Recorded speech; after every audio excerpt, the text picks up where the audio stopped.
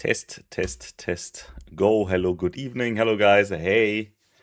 Hello. Let me still see like the streaming setup. I am not the best streamer out there. I still don't know how anything works, and I do have my headphones which don't do what I want to do. Second. So let's see. Let's see. Yeah, this is much better. If I don't like turn on the correct headphone mode, I am screaming the whole time, which annoys everyone around me. Hey, hi. How's it going? How's everyone doing? Hey, Gordon.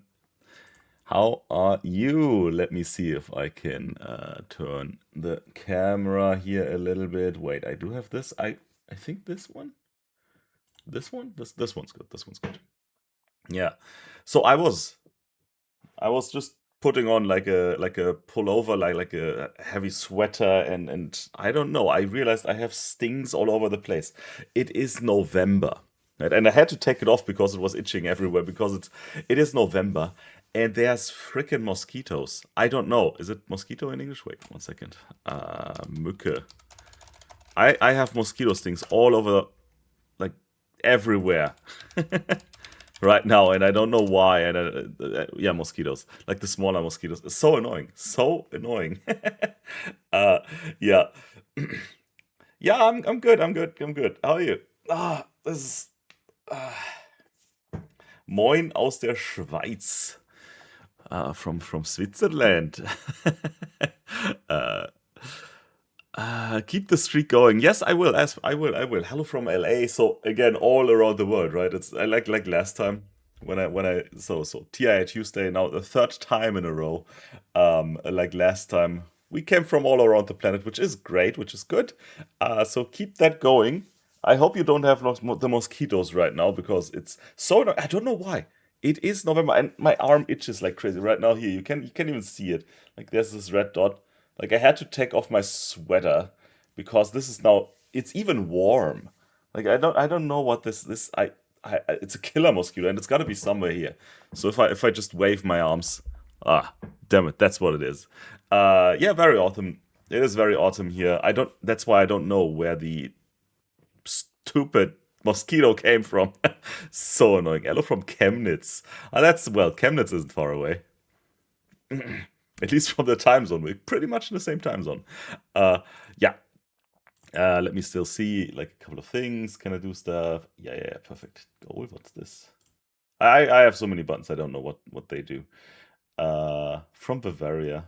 Living in Bavaria. I'm in Bavaria every now and then. So I don't live there, but I go there for work every now and then. Uh, Bangladesh, of course, that must not be missing. Like the whole Asian region, right? I'm good. I'm good, except for the mosquito. Mosquito is annoying. Make a video of CVARC rules. Let me put that on here. So today I will not. Today, wait. Where are my buttons? I do have my Stream Deck, and I still have not set it up. Right. This thing, there's buttons, and those buttons I can switch between scenes, and you see there's just dust on it because I haven't used it in 4 years. I can optimize all of my button pressing, so I don't have to manually press this stuff, for example. Perfect. There we go. So you see this in the background here. I do take notes whenever you say hey, can we talk about this or so. I do take notes, and one thing that I now saw is CVARC. Right? Where, if I remember correctly, I haven't used it, but CVARC is, I think, the automated, the automate, like it helps you organizing your program by automating the workflow in which you program, which is pretty neat. Haven't worked in it myself, but I'm putting this on the list. Like there's many things here on the list. From Ghana, Spain, Barcelona. Welcome back. Thank you. Yes, I am alive and well, even. The best way to program a complex project, yeah, breaking down complexity, I would say. Right? More sequential programming. That is actually one plan I have for today.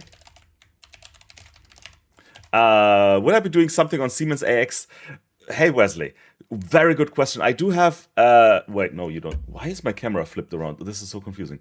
I do have this here. Right? You see this? I have this on my list. Semantic AX. I looked into it. Oh, CVAC was the HMI screens, right? The standardized HMI screens. Yeah, it helps you with the flow, though. um, Now with the Semantic AX, I was looking into it, and I personally didn't like it that much yet. Maybe at some point I will get more into it, but I was like, it's okay, but it can still be improved a lot. So it's not there yet. I don't like to get into products that are like half done, right? That are not completely out there. Yeah, maybe it is. I've looked at it a couple of years back. I also googled actually. I think today, maybe yesterday even, and I was like, nah, this is not. I don't like it yet. Perfect. It's not perfect yet. Ah. So not in the near future. The Siemens AX and openness and automated code writing. I've got all of this like in there. Yeah. Personally, just not a fan. Yeah. Oh, CVARC is Siemens Visualization Architecture. I think the CVARC itself is better, so I put that on there. Let me put down the Siemens Visualization. I can't write. Architect. If I misspelled it, it doesn't matter. I know that was a big thing a couple years back when I hang out with Siemens people a lot, so I know it was like a bigger thing. Fun thing about Semantic AX is the price. Is it that expensive? Yeah, I couldn't make an account. I couldn't really get in there and test it. Yeah. I mean, we're talking industry, right? We're not talking private products. It's industry, of course. It's pricey. Look at this thing. It's like crazy. It's really warm. My whole arm is right now really hot. God, I need to cool that down at some point. From Africa, even. Hello, Ethiopia. Sorry. Oh, switch to German there for a second. Good. So I do take note, of course, of your topics, and I'm like trying to embed them somehow. Some of those are very interesting for me as well, but there's only a limited time that I can invest, unfortunately. So yeah, I gotta concentrate on one thing at a time. Where also, of course, and I don't have that open anymore, but I also check out a lot, of course. Like I'm not very active on my own channel, right? But whenever you make comments, right, on my YouTube channel or wherever I am, right, I usually read through most of them, and I also take like snippets from this. For example, the where is it? This one, yeah. For example, the openness, right? The openness there, Semantic X. I saw your comment already early on, and I was like, that's interesting. Personally, not the biggest fan yet. It's good. It's expensive. It's great, but not the biggest fan yet. Do I have plans to do Udemy course with Factory.io? The Udemy stuff that I did so far, it was just one course, which I will pin. Wait, that's of course what I will always do here. I have to. It's not that I have to do this, but I will pin this all the time. I did not really want to do a training using Factory.io because it's an external tool. I want to stay in Siemens exclusive, like in TI Portal exclusive environments. What I will do though, MDB, right now, that is the plan for the day. Right? So I have this list open. If you have any topics, right? If you have any topics, list them and I will try to get on there. Right? And now Mario asked the question, what is the plan for the day? So I'm gonna put like the question stuff, and so keep that going, right? I will try to make a big list, and then I'll see what I do with the list. So the plan for today, I of course come prepared. I'm like the worst streamer ever. First, small talk. We're almost done with that part, right? First 10 minutes there. Amazon review. Big fan. Thank you very much. It's so great to say that I have fans. CVAC has gotten a lot of better. Yeah, I know, but I've heard about it like 6 years ago the first time, and since there's always those increments. It's getting better and better. Yeah, like most products. What I wanted to do today is, it might not be the most interesting for some of you, but most things that I do are on a basic level, right? The topics we have on the list, very technical, and I would really love to get into each of those in video form, right? Making like videos about this, and then really not making any errors on those, so to say. What I want to do right now in this live stream, though, is simple quotation marks, right? Looking into TIA Portal and making a full project, right? So I want to try and choose. I have already chosen something. Yeah, and that is why the comment with Factory.io was so interesting for me early on. I have chosen a system, and I want to go and program this system basically zero to having a running program. Hopefully I can finish in like less than 2 hours with like a full walkthrough, right? And this is the chosen system that I want. Like we will see this moving at the end of the day with a fully working program, hopefully. Can't promise anything though. Can I explore cinematics? I haven't done too much with cinematics. I'm a semantic guy, so I will put cinemeric on there. Cinemeric 1. I'm not an expert in cinemeric, and this stuff is way too expensive for me usually, but yeah. Pre-course with TI, big structured process automation development from the beginning. Yeah, there is. I also do teach software development itself. So not with TI Portal, but with standard software, C# in my case, where like there is more than just programming. There's way more. There's the 5 stages of software development, where basically the smallest, in theory, the smallest is programming itself. I would say it's the smallest. But yeah, so the plan now is getting in there and just you experiencing me. Like if you want, you can follow here and like follow what I do, and then just want to make like a program, and you maybe see like the flow, how I would program, right? Like I've been working with TIA for a long time, so let's see what's the workflow of someone that has experienced TIA already in a long time here. Yeah. Small challenge, try to make the 2-hour program as scalable as possible. Oh, this is scalable. This could go as long. Like we could go much deeper in there, Olaf. I could spend so much time, and I try to get this going in 2 hours. As much as I can put in there, right? If I can't finish this 100% in 2 hours, I mean, I can't. Simple as that. I have ways to get licenses. I mean, I have official ways. Like, I have to buy them if I want to run them. Yeah. But right now for Factory.io, for example, I use the demo license or the trial license that I actually activated last week, and I only have like 3 weeks with it. That's why I wanted to do this now, because I have currently trial licenses running. Can I share the Factory.io software? The Factory.io software is not me. Like this is a training software. You can download it, and there is. Wait a second. I'll just give you the link. Like for Factory.io, you can just download it. There's a free trial version for I think 4 weeks. That's what I'm using right now. Just download it. Am I a PLC programmer? I mean more a teacher, right? More a trainer, more a teacher. I do PLC projects, of course. It's one thing that I teach, one thing that I train. But I wouldn't really say I'm a PLC programmer. I do PLC programming, but that's not my main thing that I do. I do like teaching.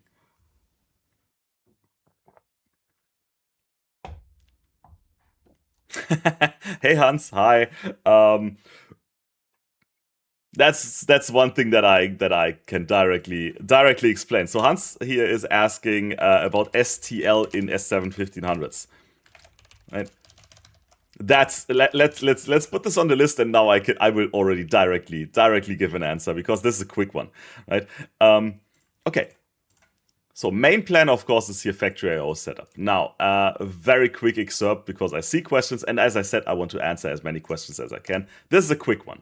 The question here is STL for S7 1500s. I do not recommend it, and generally not recommended at all. There are 5 standardized PLC programming languages. We have ladder diagram, we have function block diagram, we do have SCL, structure control language, and we have graph, and we do have STL. Now make a guess. Not make a guess, but one of those is not in the standard anymore.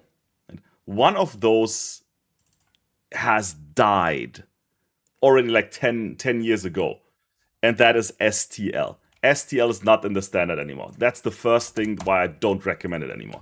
It's literally not in the PLC programming standards, in the IEC 61131-3.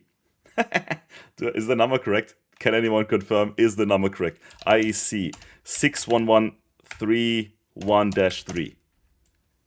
I am a PLC programmer. I even know the numbers correctly.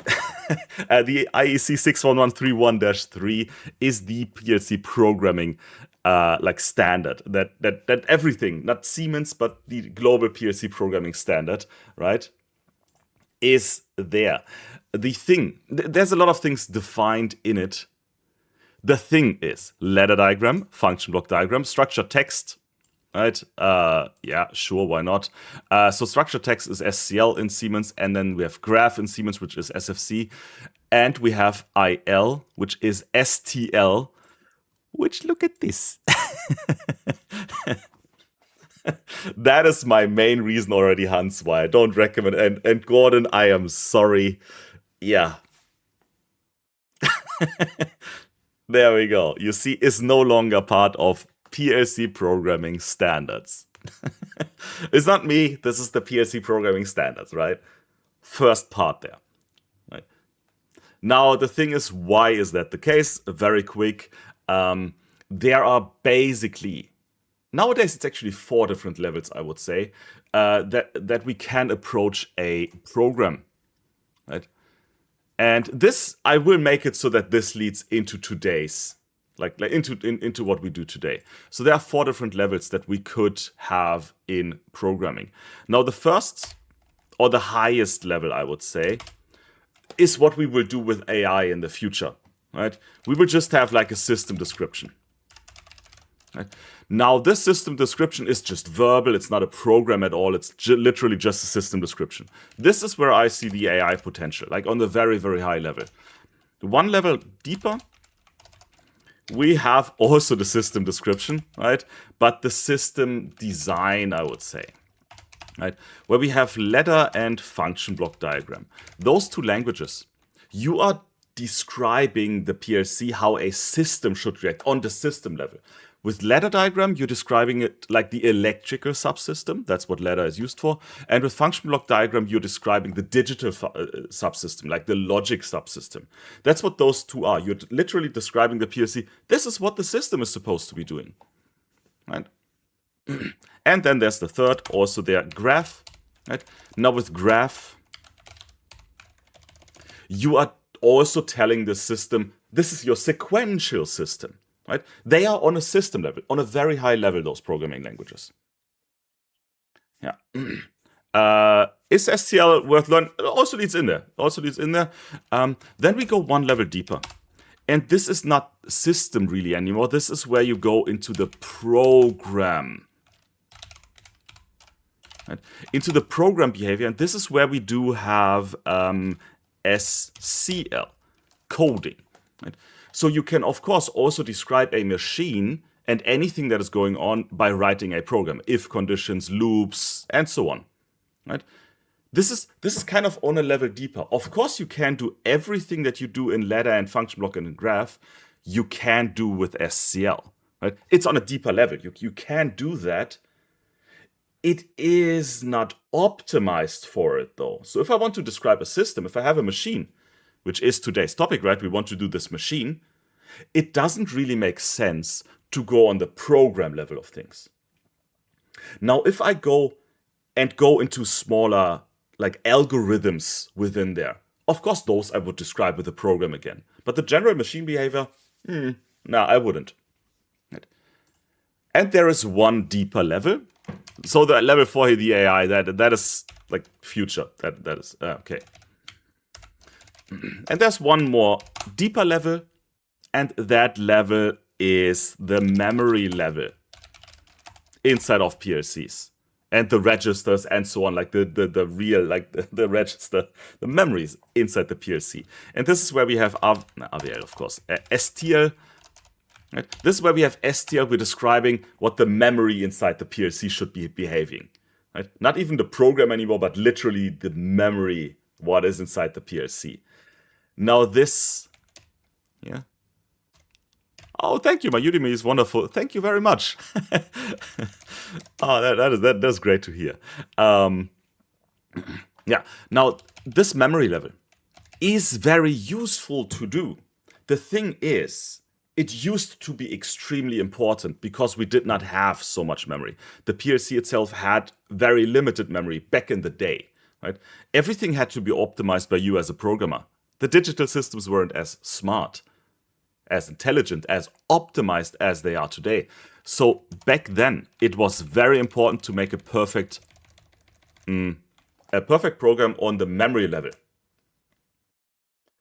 This is also where the discussion with assembly language and assembler language and like everything that goes very close in machine kind of deep level languages goes. This stuff, right, used to be extremely important. It's not anymore. Because nowadays, in a 1500 PLC, it will optimize its memory perfectly if you just give it names, right? The internal memory structure of an S7 1500 is much better organized than you as a programmer could ever do. I mean, you could get to the same level, of course, but that is too much effort for nothing. So we are not really doing the STL anymore. Like, we don't need to describe the PLC, the memory level. Right? So that is also out of the standard. I don't recommend using it anymore. Right? Now, SCL and ladder function block diagram, those two things, they don't exist on the same level. Right? One is for more complex algorithms, the SCL. Right? Sure, that is important. Sometimes you have a complex thing with loops and array accesses and some other stuff. Perfect. It can do everything ladder and function block can also do. So SCL basically can do everything. STL can also do everything, but it's not like it's not convenient anymore. It's not great. So SCL like can do everything, but it's not optimized for system level design things. It's more like program level. So for system level, LAD function block graph make more sense. Right? However, the motion goes into the like the general motion of programmers goes into the SCL area. It is very versatile. It is optimized. Like it is legit to use in most cases. Yeah. I personally do a combination of all 4 of those languages, and that's what you're also supposed to be doing, theoretically. No.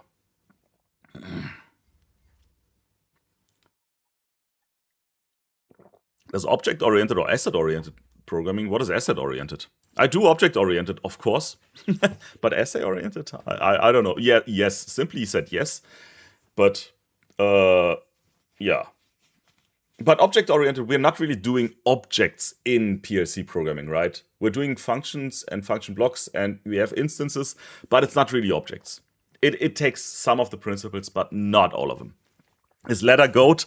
Depends on. I use ladder for most things, but not for everything. I do a combination.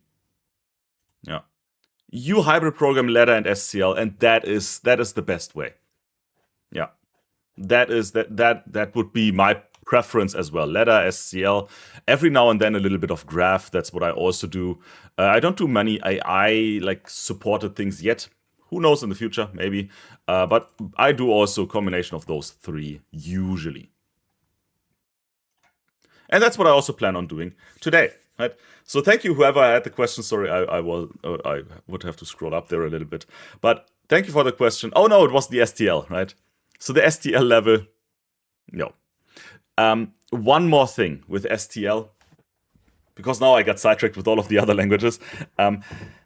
STL used to be the most efficient thing for the S7 300s, for example, because their memory structure was built in such a way that you as a programmer should have control. Literally, the hardware was designed, the registers were designed for you to do this. It's not in S7 1500s anymore. The S7 1500, if you write STL code and give it to the S7 1500, it does not have the registers. It doesn't have the correct memory structure. So what it has to do, the 1500, is it has to not simulate, the other thing, it has to emulate those registers. So it is very inefficient when it comes to the runtime. It doesn't have the advantage of being faster.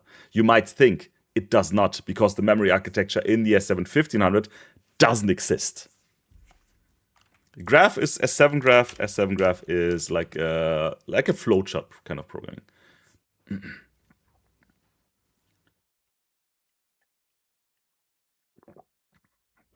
Do I know with starter kits? For starter kits, I would also have to Google. That's exactly NIM 6. I would say NIM 6. That is exactly where I use graph as well. It is for sequential steps. It's not for anything else. That's why, but for sequential steps, it's great. Each of those has their purposes. Yeah, good. Okay, now let's actually get to the machine and let's actually experience some of this then. And this here, for example, if we look at this, this is a sequential machine. Now, what this machine here is supposed to be doing, right, is the following. Let me press on play here. Right, we have this entry conveyor. Which kit did I didn't buy a kit. I bought like TIA Portal and that's it. I do have just TIA Portal. And then I do just have software kits. Not kits, but specific softwares. Yeah, so I self-built all of my stuff. Now, in here, we do have this spawn here, the green spot, and this conveyor should turn on. And then I do have a vision sensor here. This vision sensor will detect what component has been placed. For example, this is component type 5. Now with component type 5, this should be organized in, I don't know which chute, but let's say the first chute. Now we have another component, this is also type 5 if I see correctly, also first chute. If I have another one, this is component type 3, for example. I want this in the second chute, and so on. Now, in the end, what we will have is all green components should go into the first chute, all blue components should go into the second, and everything else in the third. Hi, Artux. Hi, how are you doing? PS, Lord. That would be me, yes, definitely. When I do have a VFD, again with the C-motion stuff, numerics, maybe a little bit. So I'm a little bit familiar with VFDs, but not too much. I'm not a drives person too much. As a teacher, what do I say if I want to be an expert in TI Portal? I have 3 years working with it, doing tasks and projects. I mean, go on just experiencing it. Like, I am mostly self-learned. There are official C-Train courses which I can recommend, but not if they don't give me any money for it. PCS7. PCS7 is a different field. Let's not go on PCS7. It's automation, but process automation and discrete automation, 2 different fields, I would say. So PCS7 is very powerful in itself, but it touches on a different field of automation. You wouldn't do it here. Like PCS7, I started with PCS7. This is my programming background, was actually a year of using PCS7 as an engineer, but I haven't touched it ever since. Good. Okay, now for this process that we have here, we want to create a program real fast. Like we have an hour time. Therefore, what I need is I need to have my I/O list. So this is my hardware connection to the thing. And this, let's do the steps. Like this, usually you have inside of like your wiring diagram, inside of your documentation, right? Of course. And that's what I will do. So this connects to PLC Sim Advanced. There is an export button in the software, actually. There is a little, this button there. Before I write all of those down, I can just click this button. And now I do have a file, an XML, and I can import this file into TI Portal, which I will do in a minute here. Let me just put things there. Okay. So the first thing is I would analyze the system or what the system should be doing. Sure, great, got it. Nothing too difficult. What do I think? No, not in the near future. You're still safe. Like AI is not going to replace too much in the next 10 years. It is used as a tool, and it can replace things, but not in the form that most people think it could. It's way too expensive for that. Not in the long run. It's like a bubble. The AI bubble, as everyone thinks, I think at this moment. I think the AI bubble is going to burst as soon as OpenAI brings out more information, which is going to happen soon. Python on PLC programming. Ah, no. Python is extremely inefficient. There we go. I do have my tags. I would love some maybe C or something on, or but nah. PLC programming, we use SCL. That's our coding language. Now I do have this, and I do have my TI portal, and of course I will now create a new project. The standard stuff, right? Not going really deep here in like, yeah, the standard basic setup. I do have TIA. I'm gonna call this TIA Tuesday, and then the date, which is 2025 11/11. Which is in Germany today, like it's the carnival season basically. A lot of people are going crazy now today because of like the date. How can we ask a question when we face difficulties? I mean, there is a Discord which I'm not frequently really using. I think the one that I answer the most to is currently the Udemy, like the Udemy comments. I answer all of those. So this, of course, good documentation should always also include comments. So I'm going to make a quick comment here. What's the sorting system program example on live stream? There we go. That's good enough. Create. Now, hopefully my PC is fast enough to run TI portal in a nice thing. How about a forum? Nah, forums are...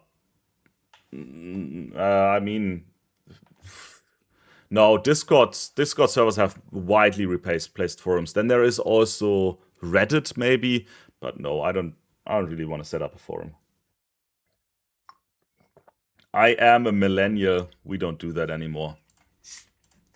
Wait, am I a millennial? Was that the thing? Millennial. Yeah, I'm a millennial. We don't use forums anymore.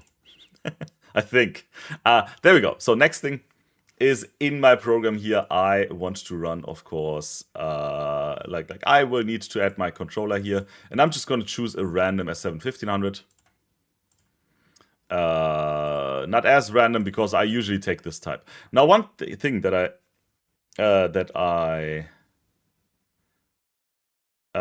want to say at this moment. Now it makes a big difference nowadays which firmware version we choose while we're programming. Right? I will choose version 4.0, and I'm going to discuss why that. Why? What's so different about it? Right? Even though it's the same hardware with newer firmware versions, the dealing with it inside of TI Portal might be different. Did I use Semantic Manager? Yes, I did use Semantic Manager. Quite a bit even. There we go. There I go. Got this. Oh, we have a forum. You're right. We have a forum. I have not been on there in so long. It told me it shut down some time ago. But yeah, we have a forum, but I rarely use that. Why? There. I haven't been on here in a longer time. I'm sorry about that. 77,000 views. Ooh, I should. Yeah, the forum seems to be good, but you guys are also opening discussions. I haven't been on there.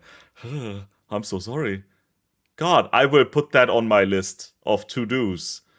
I thought the forum shut down. I got an email. Forum? Sorry, I put that on my list. Oh god, let me close that again. So, now, because I chose firmware version 4.0, will I teach DCS? I don't think so. Blaze, very good question. I will answer that in a second. Very, very good question. Which also goes into the same question direction as Hamburg. Machine configuration I can show you on the side. There you see it. I do have an RTX 5070 Ti. I have 32 gigabytes of RAM. I do have a couple of like things, and I do have a Ryzen because I do a lot of gaming. An Intel would be better for running TIA, but I do a lot of gaming as well. So yes, There we go. My spec. This is a strong PC. Good. Back to TIA. Right now, depending on which firmware version we have, TIA Portal will prompt us different things when we start up with a new PLC. Right. So right now, the PLC settings here, right, are at version 4.0, which is the newest PLC, which is the newest firmware version. I'm going to turn off as many protective things as possible. Right, the first thing here is about protecting the PLC configuration, so the hardware that no one can really read out anything, right? Except for us. But I turn it off so everyone can read. The TIA project itself is not protected on the machine. Now, communication, sure. PLC access, I will keep the access control configuration enabled. And if I disable it, it would mean that there is no protection at all. I will enable it to show you very quickly the like setup, the user setup, because now we need user setups, right? Which is again user management, local or centralized. I will local. I will just click through this, and now I cannot change the settings here, the safety settings, because with the firmware version 4.0, what I just selected is that those safety settings are through the PLC project, through our TIA project, not on the PLC itself, but on the project level. Yeah, very good for gaming. Yeah, my PC is very strong for gaming, which I do mostly. I have a seconds thing here. Where's the stupid thing? Yeah, Hartux, I saw those as well sometimes. Yeah, I know, but there's nothing I can do against spam. But I should close it. Maybe I will. I put it on my list. No, I don't really have too many rules. Sorry, Mikael. No, I don't have the SD card. I think there might be SD card info videos. Don't know. Yeah, but we have the access rights. Those are now centralized, and I will show you where. Then the overview, I have to click finish. And now we do have nowadays, and that is specific for firmware version 4.0, we have to actually go into the security settings of the project. Not the PLC, but the project. And there are users and roles. And because I don't want to create a user, I have to go with the anonymous user here. Now, the anonymous user will get a lot of rights from me. For example, he will be PLC administrator, right? And PLC user, which means that everyone can access those things. Anonymous means everyone without a login. I can make a user and then I would have to create logins. Not gonna happen. Right? What I will also do is, because I will just allow everyone to do everything, here's what I'll do. Everything is allowed for everyone. Yeah. Why? What's with the mosquito stings? Hate it. Same GPU. Yeah, it's a good GPU that you would use nowadays. There we go. So I'm going to close this now. The user role settings here are done. Now, also one thing that I will change is here in the settings. What I usually do is in the password settings, because it annoys me, I'm going to lower the settings for password integrity. Because I always have to type complex passwords, which I can change here. Now I can type in more simple passwords. It's always an annoying thing. Right? I can also turn it completely off, but nah. How many PLC brands? I think like 3 or 4 different ones, but mainly Siemens. There we go. Got my PLC. Now, what I want to do is, usually when I do a project, the first thing now, if I access the machine, which I do have, right? This is my machine here. So this is right now running, but it cannot access the PLC. What I want to do usually is like a wiring test to see if everything is running fine, which I will do now. One thing that I'm going to skip, because it doesn't make sense in our current setup, is the hardware configuration here. Usually I would add the input-output modules now here to my hardware. Because I'm simulating, I don't have to do it. It doesn't make any sense to have that right now. So I'm going to skip this, but of course that is usually an important part. What I will do though is the tag list that we have. Can I do a PID in SCL? Sure, no problem. You would just have to come up with a code, but that's what I would ask an AI. Can you come up with PID code to make an SCL controller? I've written one in the past, but it doesn't make sense to write this yourself. So what I want to do is I want to import those tags here. Now inside of PLC tags, I can go into any tag table, doesn't matter. I will go to show all tags. And I do have an import button here. Now with this import button, I will be able to import. Let's see if is there anything you shouldn't see? Probably. That's my desktop. Right now I'm going to choose here the file that I've exported, and I'm going to import now. And I have now imported my whole tag list from the from this file here. Right. There I go. Now I have all of this. What I want to test now is I want to run this in a PLC simulation and see if the connection here works. Easy as that. Therefore, I will use right now. And there were two questions early on, which I will answer now about the PLC sim, like communication. If you have only the free version of PLC sim, you can only use something called the soft.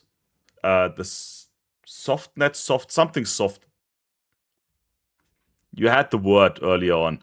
The softbus. Yeah, you can only use the softbus, which wouldn't work with OPC UA.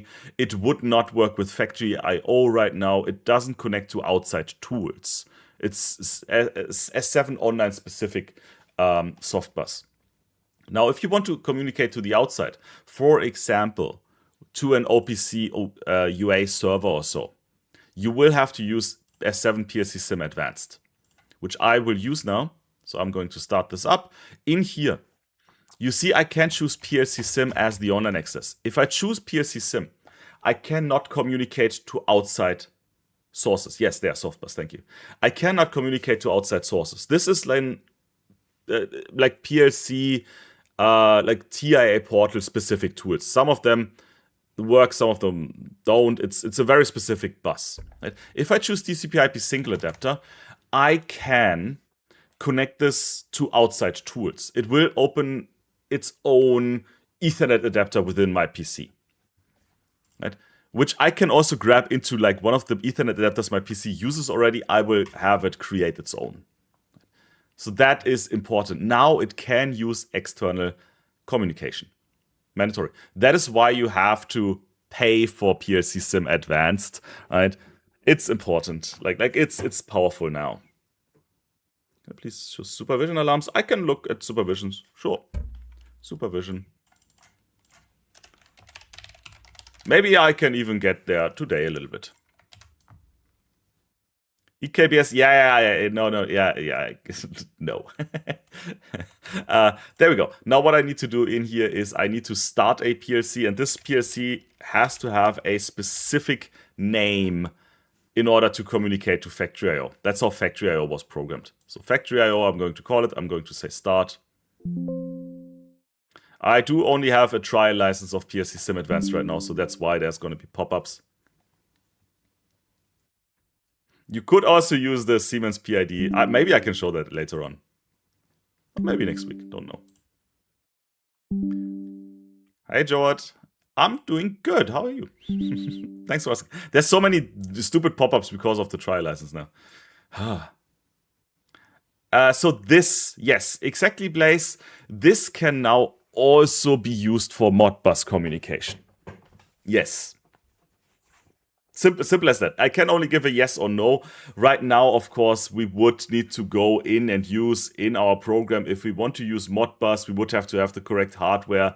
We would have to use the correct function blocks here, the Modbus function blocks, not in libraries, but in our instructions, into communication. We would need to, oh, you can see it, but we would also need to now do our Modbus setup, which is there somewhere in there. I don't know where it is, but some Modbus is in there.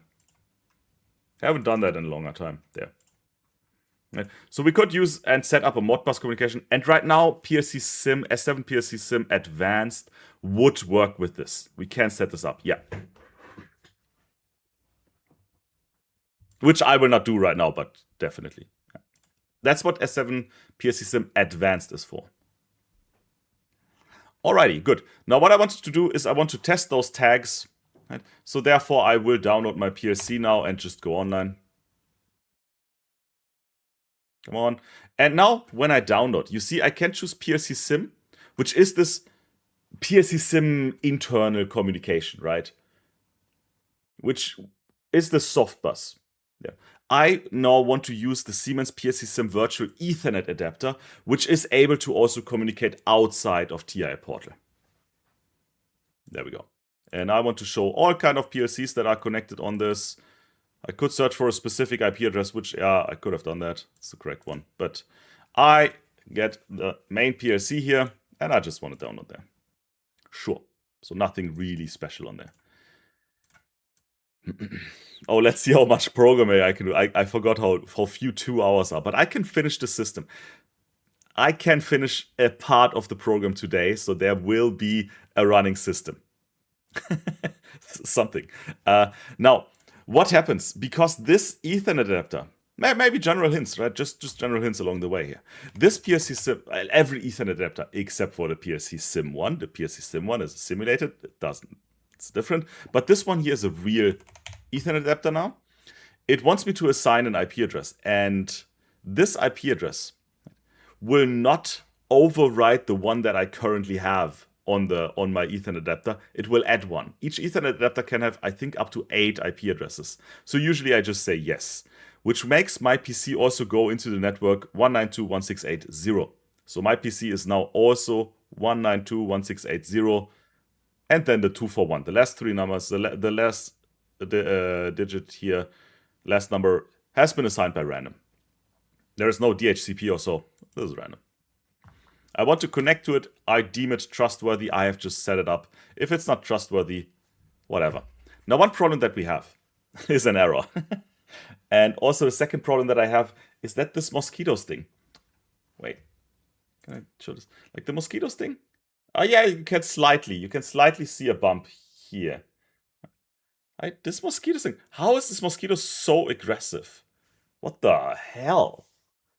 Oh my god, this one this is very big now. Oh god. I'm going to program Factory.io. Yeah, sorry. I'm going back to it. I'm sorry, Ilyas. Yeah, there we go. Now this doesn't allow me to simulate. You see, compile before programming. The software needs compilation. Oh, compilation of hardware configuration with an error. Ah, damn it. That was expected. Right. Yeah, set to simulation. Damn it. Now on the bottom here. In my compiler window, it actually tells me, right, the problem here. This is a warning. I don't care about the warning right now. It will actually say users and roles. At least one user has to have the following rights: full access. So I double click on this. Wait, this should have worked already. Or do I have to activate them? Ugh, have to activate them. Now I activated the user. Now this is okay. That was the problem that I wanted to show. The PLC Sim Advanced doesn't open. Try to download the newest version. Don't know. Yeah. But now, read. Now we get. Ugh, come on. Now we get another warning. I expected another error actually, but that's okay. The anonymous user currently has the full access runtime rights. This is only allowed for testing purposes and shall not be used in a productive operation. What I did here with the user, right, is of course not good. Usually I should have a user with a password and so on. But that is not the problem that I expected. Now, even if I compile, now the warnings will also be gone because I compiled the second time. It only told me, this is dangerous. Are you sure? And I'm like, yeah, I'm sure. So now it won't tell me again. Now the problem will occur if I now download the PLC. I download. I don't want to simulate. There is a difference between the model. What? This is actually not. How is this now different? What the fuck? Sorry. So, pardon my French. How? What in the world? Let me turn this off. Let me turn it back on. Let me perform a memory reset. Yeah, come on. This is so annoying. The stupid factory TI port, the PLC sim, because it's a trial license. Hey, trial license. Hey, trial license. Hey, oh, fuck off. this is always all of this is the pop-ups. It's just trial license, like all the pings that you might hear. So annoying. Trial license, trial license, trial license, trial license. Fuck off. Sorry, but there's like 7 times a different pop-up that tells me you're using the trial license. Are you sure you want to use the trial license? The trial license is valid for 21 days in total. The next pop-up will tell me the trial license is only valid for 14 more days. The next one tells me your trial license has already been used for 7 days. What is this? Who came up with this? Okay, now let me try to download this again. If this doesn't work, that's not the problem that I thought I would be having. Why am I not using a fumigator? What's a fumigator? Oh, with the for the stupid thing that's flying around here. Because it's November. They shouldn't be around. Yeah, it also pings. Yeah, this is kind of annoying. Now, this will probably still give me the problem right now. Yeah, that there is a difference because I already downloaded something in there.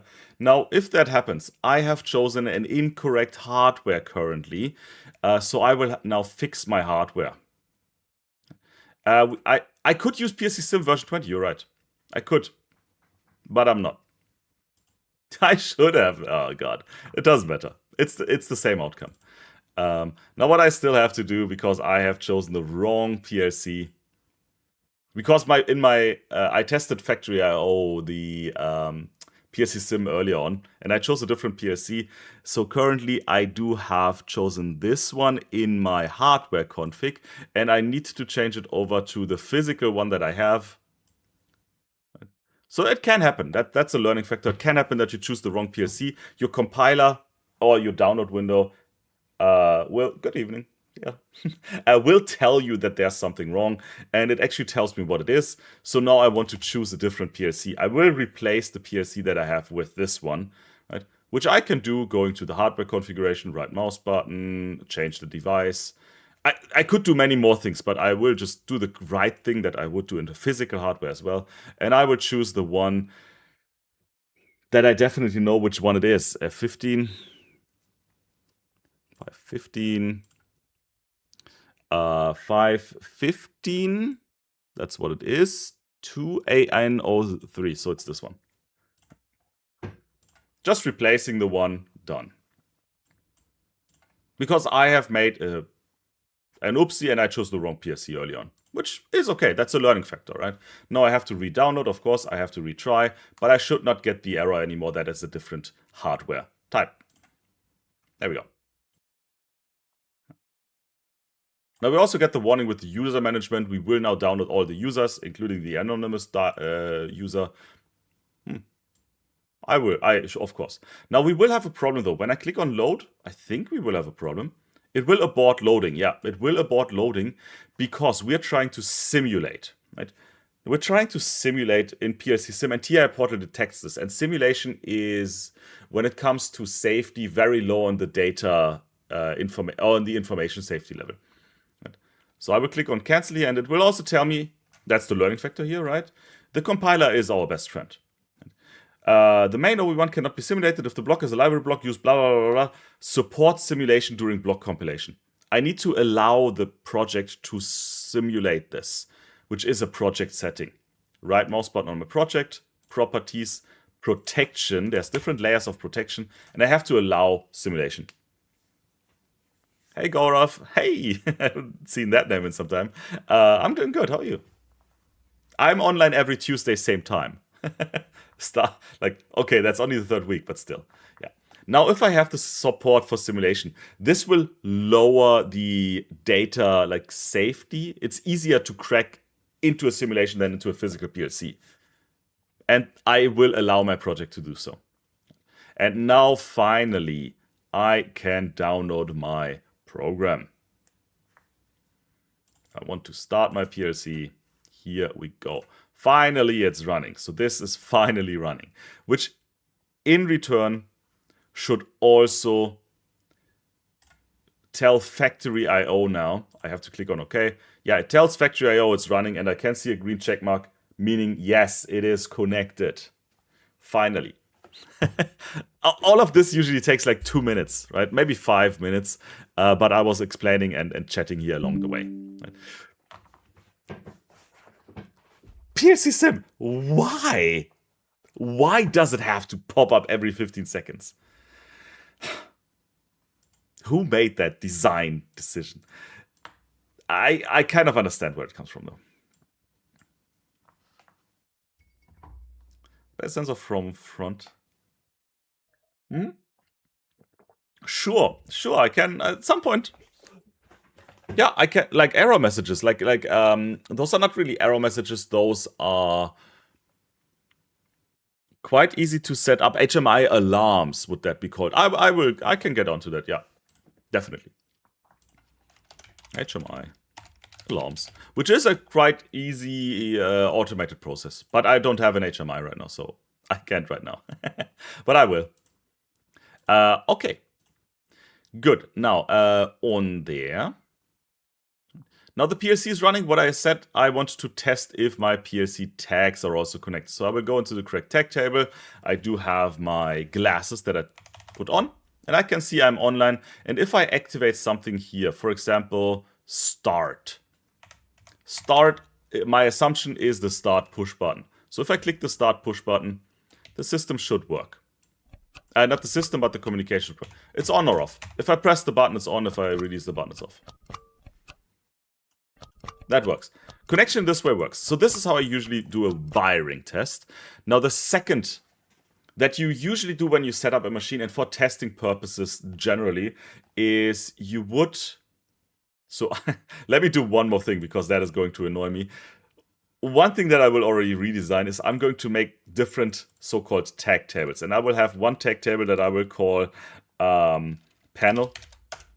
So everything that is here on the panel, start, reset, stop, emergency, auto, those are all things that are on the panel. I will put into the panel thing here. And there's also start, stop, reset, light. There we go. And I want to have another one, and I will call the second one here conveyor or system or whatever. And the counters are also on the panel. And everything that is on the conveyor, all of the actuators and sensors should go in there. Now I already organized my data. I will re-download. Not necessary at this moment, but downloading is quite fast if you have such a small program. The factory I/O running, I'm not going to use at all. It can just sit in its table there. Gotta make. Now the thing is, Wesley, why the PLC Sim Advanced always pops up is you use it in an industrial environment usually, right? And in an industrial environment, you use it to replace a physical PLC as well sometimes, right? So imagine you have the test period and your system runs for 21 days. You have that. You don't want to be surprised when your PLC doesn't work all of a sudden anymore. Right? So it's for that. It's not for like this. This is a special occasion here. Large language models. Yes. Messiah, yes, but that goes into the direction of semantic AX and openness. Right. You can have large language models and so on connect there, and AI and so on, but I will not right now. Hey CRC, how you doing? Okay, now the second thing that I do for, like, we have our tags now organized here. I prefer organized tags. That's quite important even. Now the next thing that we want is in here, I want to create a watch table, not the force table. I want to create a watch table. I will explain the difference in a second here. A new watch table, and this, for example, is now an output test. And I want to test all of my PLC outputs once. So I will grab all of them from here, right? The conveyor. I will search for everything that is with a Q. Multi-select with the control button here. That's all of those. Drag and drop this over into my list here. Also going to the panel, I can also have all of my outputs here. Drag and drop those also into the panel. Now, I could also have my inputs in here, but I only want to use this as an output test. I don't have to download this because a watch table is sitting on your PC primarily. You can also download into the PLC, but that's a special case. It sits on your PC, and the main use of a watch table is testing purposes and maintenance. So right now, I can test, for example, the first conveyor here is called entry conveyor. And I can see this here, entry conveyor is output 0.0. If I want to turn this on, now a watch table is very, very easy. You just right mouse button on it, modify to 1. And now it should be running. Now I would, for a wiring test, I would also test all of the others here. And I can also turn this back off, of course. I will not go into details here, but we can make a test. I can see the communication, the configuration works here. Now what I will do is I will reset the simulation here to get rid of all of the parts. Comfort panels dynamically be virtual basic. Let me put virtual basic scripts on my list here. I haven't done a virtual VB, a virtual basic script, in a long time. But you don't need a script for it, I would say. For just like a tank level. Okay, so let's assume all of those things work perfectly fine. Okay.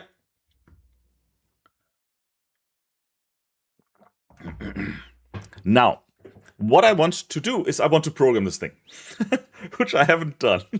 And now it's been 1 hour, and we have gotten like all of the setup is basically 5 minutes, right? We have our PLC project. PID, I'll put PID on the list. Maybe I can even talk about this today. I can have a full PID system running in maybe 10 minutes. No promises. Maybe. Okay, I've got my test. Now we would go into programming the system. And for programming, I can now choose all kinds of languages. And I will not make the complete system now. I will just make the part where those parts should automatically be transported onto the second conveyor here. And on the second conveyor, right, I want them to drop down into a corresponding chute. Green goes first, blue goes second, everything else goes third. But I do think we only have green and blue parts. Let me see if that's true. If we turn on the entry, I will let the entry conveyor run a little bit to see if we only have green and blue parts, but I do think so.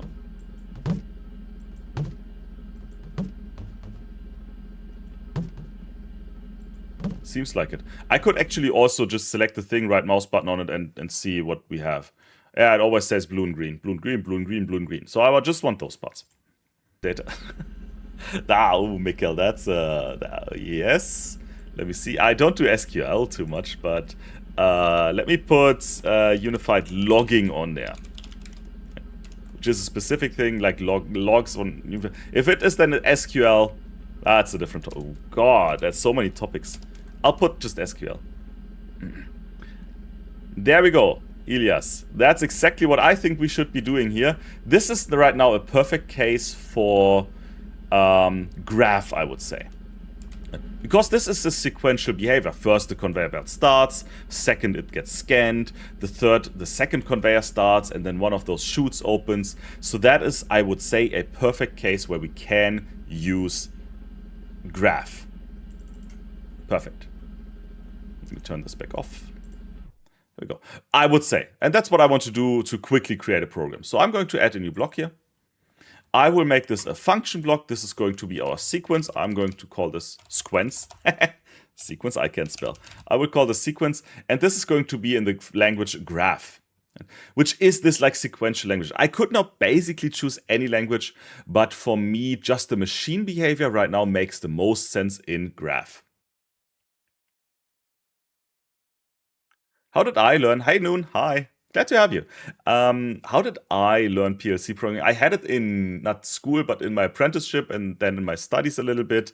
And then I don't know. A lot of it is self-learned. I got into PLCs. Why am I in... Quick story here. Why am I in PLCs? When I was young, almost 15-ish years ago, I didn't know what I wanted to do, so I was just like swinging through life. I still don't know. Different story.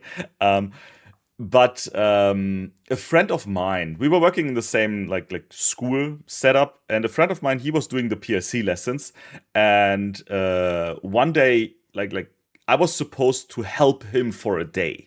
Right? Or for a week, I can't remember, like for a day or for a week. And I was like, yeah, sure, I can help him. The problem was this friend, he got sick, right? Unfortunately, right, he got sick. He lost a part of his voice for a longer time. Not permanently, luckily, but for a longer time. And from one day to the other, he could not teach anymore. So the obvious solution of the dean back then, or of the boss back then, was, hey, Philip, don't you, you wanted to help him in the class. Can't you just take over the class for the rest of the semester? And I was like, alrighty. I took all of his documentation and I worked through his documentation and I gave the class. This is how I learned the most about PLCs. I was teaching it, so I was learning it myself. That's how a lot of teachers like learn things, right? You're doing things while you're basically winging it. I knew enough theory already, of course, but still, that's how I got into it. And then I learned a lot of things like self-taught with a lot of different resources. Yeah. I also did, of course, official Siemens trainings, a lot of places. Yeah, there we go. There we go. That's how I learned. But the funny story is how I got into it. A friend of mine got sick and boss said, hey, can't you do it? And I was like, maybe. I don't know if it's lucky. Maybe it's lucky. Maybe. Don't know. There we go. So sequence. So teaching was never my main plan, actually. Yeah. So sequence in S7 graph. There we go. So graph is this nice graphical language here. So what we can do with graph is we can build our machine sequence. And that's what I want to do. First, I want to build my machine sequence. Not technical, right? This right now doesn't have to be technical. Anyone could do it. Let me go offline first, though. There we go. Now, we just have to come up with the machine steps. And that is why I like this language, because it is not very technical. Yeah, the voice of the friend, Levent, I don't know, he had some medicine. He had a foot injury, so they gave him medicine for the foot, or for his ankle, something like that. And this gave, I think, his stomach acid like reflux. And through the reflux, his voice tendons, don't know what it's called in English, they got attacked. So he kind of lost his voice for a time there. There we go. Yeah, good. But enough of me. I'm not that interesting. Depending on. But I'm, in real life, a very, very boring person. There we go. So, now, first step. I would always usually say first step is an init step, like an empty step where nothing happens. Nothing happens at all. What's the first thing that should happen here in the machine? Well, I would say conveyor turn on, right? So I'm going to add a step, this step here, put that in there, and I would say entry. I will just call this entry con, for the entry conveyor. So that's our first step. And I will also open here I will directly program it, right? I will directly program it. So on the top right here, there's this little column there. Don't double click if you're using S7 Graph. Right now, if you double click, you get into the step. You can get back to the sequence view on the top there with this button. I want to open the step in the sequence view. Now in here, grafting has been a thing in PLC programming for, I don't know, 20 years. It's been there from the beginning. It's one of the 5 standardized languages for PLC programming. It's always been there. It's not there for S7 1200s, it's for S7 1500s and 300s. 1200s cannot speak it.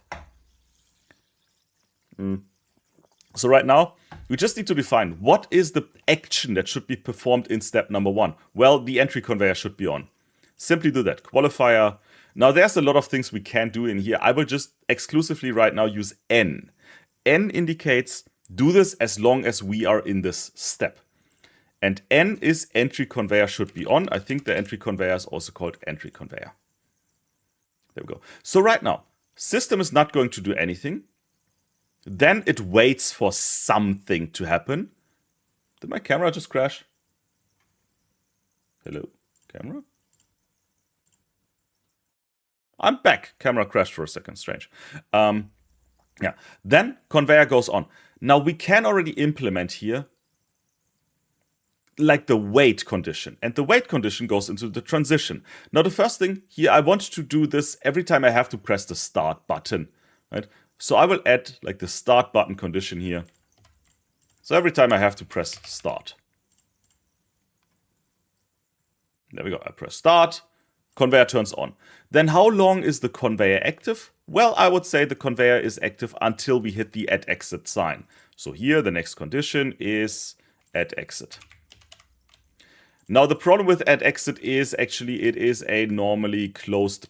Oh no, this is at exit points here. So there is no condition here. Fantastic. There is a condition. I'll get to that in a moment. S88 standard. I don't know what S88 standard programming is though. Sorry. It uses the graph standard. It is S7 graph, but it's still the graph set standard. Yeah. Now, let's flip this around. Right. Now we don't have a sensor here. We have a sensor here, which is the vision sensor. Now for the vision sensor, we can also check on this. Right. Now what I want to do is if this vision sensor, so imagine step 1, conveyors on. The component sits now in the vision sensor. Let's grab the component. It now sits inside of the vision sensor.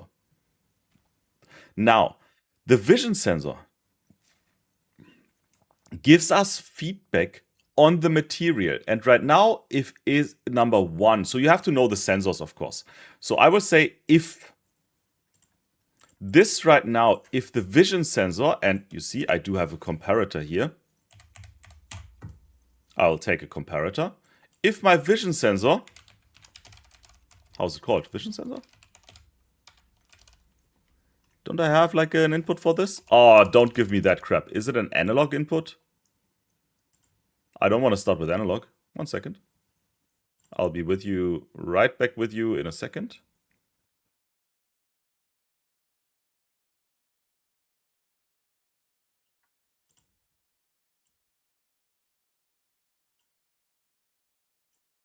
Huh? Do we not have that? Just give me a second. At input? No, we don't have any information.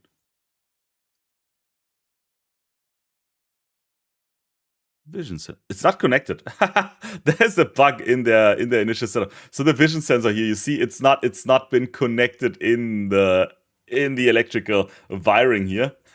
That's interesting. If it would have been analog, I would have done with a different style though. Good night, Gaurav. See you. They taught you it would graph set. Yeah, that's what it is.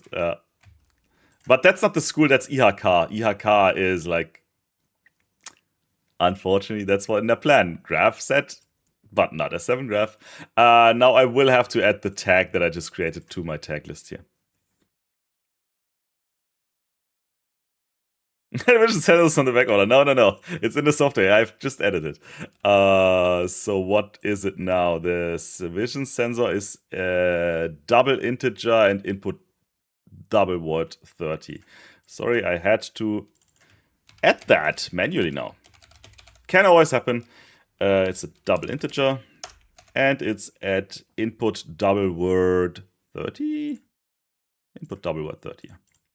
I'll just use the dropdown. Input double word 30. And now I do have the sensor as well. I literally don't know why. I just opened the simulation. I don't know why they messed that up. I found an error in their system. Damn it. So now, if that vision sensor has a value, and that value is currently 1. Right? Now it's 0, but it is 1. If that vision sensor has the value 1. Das streame ich auch irgendwann mal in Deutsch. Hi Raphael. Servus, guten Abend. I don't know. I don't think so. Maybe. Vielleicht. Aber nicht geplant. Aber vielleicht mal. So he asked if I would stream in German. I was like, maybe not. But right now, if the vision sensor is the value 1, we're going this path. Now I want to have parallel paths as well. And parallel paths I can have here. Alternatives, not parallel. So the other path would be there if the vision sensor has a different value. And I don't know the values. I would have to check like the components and what they are. Like what values they give us. Maybe it's number 2. I don't know yet. But we would go the alternative way. Right? If vision sensor gives us 1, this way. If vision sensor gives us 2, this way. Right? Sure. Easy as that. Now, there would be many different ways to proceed now, but I will do like a simple way now. Like, and many ways would be simple in this case. Now, if it's 1, I want all blue parts to be sorted in here. So what we need to do is we need to turn on 4 components. Right? We need to turn on the entry conveyor. We need to turn on the exit conveyor. And we need to turn on the sorter belts and the sorter turn. Now I'm going to take a step here. I will call, whoops, the wrong view now. I will call this step now hand over blue, for example. Now in the hand over blue part, I will perform an action and I will turn those 4 things on. Entry conveyor. And now it's kind of a pity that I have to split my screen because everything is tiny now, right? But very quick, let me quickly do this here, qualifier. And I will just use N, and I will make this a little bit more complex than it need to be. I could use set and reset things as well, but right now I want to stay with N. It would be a little bit longer if I wouldn't. And then I have the entry conveyor, and I also want to have the exit conveyor on. Ugh. I can't. This is too... If it's all on the same screen, it's a little bit annoying. So the exit conveyor should also be on, and I want the sorter 1 belts on. Sorter 1 belt, and I also want the sorter 1 turn on. Oh my goodness, that's quite a lot. But that's it. Probably. But Hartox, I understand. I understand exactly what you mean. I have also taught students both things. Right? You can't do all of this in ladder diagram easy with set resets blocks as well. It's more effort, but this here is way better for it. That's why it's there. So now what I also want to do is once the handshake here is done, once the handover is done, so the thing is on the second belt, right? Kind of there. Right? I want the first conveyor to turn off so that not many components go over, but just 1. Right? So here I want to see if the thing again is 0. Goodness gracious, this is too much space. This is too tiny now. If this now is 0, if my vision sensor is 0, if it is 0, right, then I don't want anything else. There we go. I don't want, I want more things, but I want the same stuff that we had here in handover blue, but I will now say blue only. It's not the handover anymore. So in blue, I want to now turn off the entry conveyor only. Am I an engineer? Yeah, I do have my Bachelor of Engineering even. So I can call myself engineer. Depends on the work I do, but generally, yeah.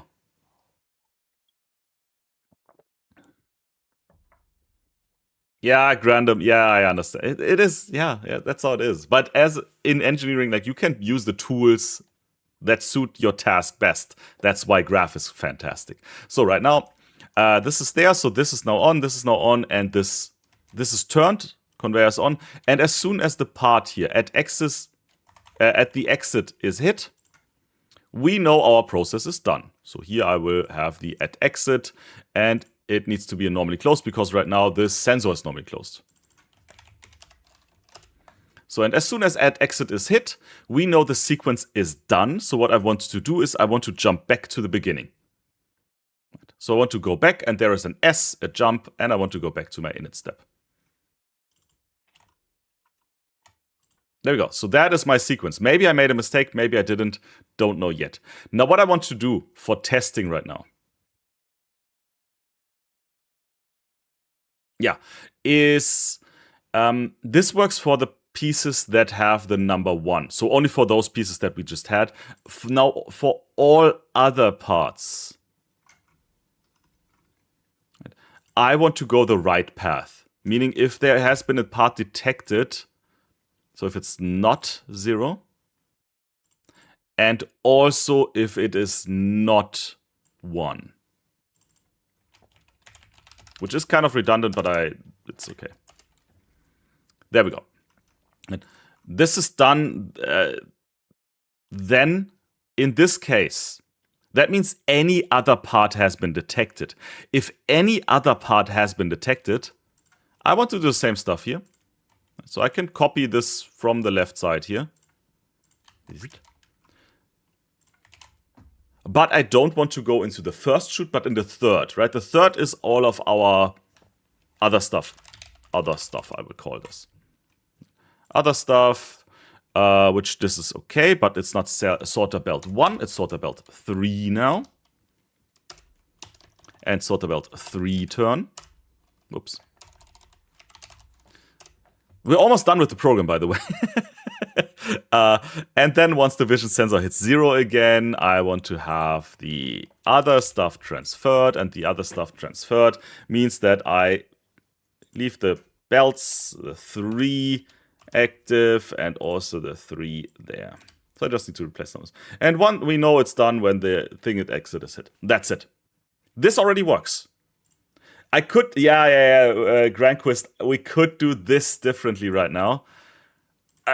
But I thought about it a second ago and I decided to go with that. Yeah, it's right now a parallel thing. Ja, aber das auch wie mit dir, Raphael. That's good, yeah. Then go. Good, best of luck. Viel Glück mit der Ausbildung. Graph is used all the time. Yeah, graph is used all the time for diagnostics. If you should have a combination of things. This is a perfect place where I would use graph. Adenosine with ladder. Yeah, I did some of those in all kinds of different languages. Now, theoretically, I would say this should work. I don't know, though. So what's the best way to find out? Open the main block, put the sequence in there, give it an instance data block. Right. IDB stands for instance data block, doesn't really matter. I'll hit OK. Done. I don't need to do anything with this sequence here, right? I don't need to do anything. I can, and we will.